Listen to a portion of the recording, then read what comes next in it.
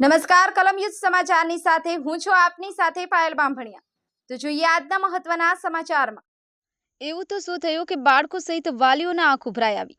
તલોદના દાદવાસણા પ્રાથમિક શાળાના શિક્ષિકાનું યોજાયો વિદાય સમારંભ।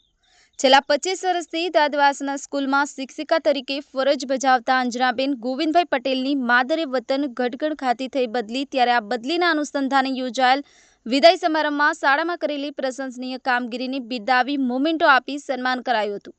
શાળા કેમ્પસમાં ગામના તેમના સંસ્મરણો અને બાળકોના ભવિષ્ય માટે તેમને કંડોરેલી સિંચનની યાદોને મૂકી અને જતાબેનના વિદાય ટાણે ભાવુક અને કરુણતાના દ્રશ્યો વચ્ચે એક શિક્ષક અને વિદ્યાર્થી વચ્ચે આત્મીયતાના પણ દર્શન આબેહૂબ જોવા મળ્યા હતા।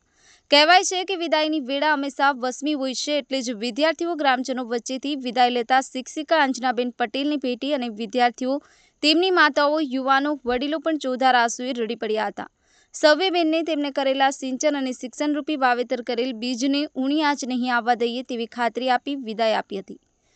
જયંતિભાઈ પટેલ, કલમ યુદ્ધ સમાચાર, તલોદ।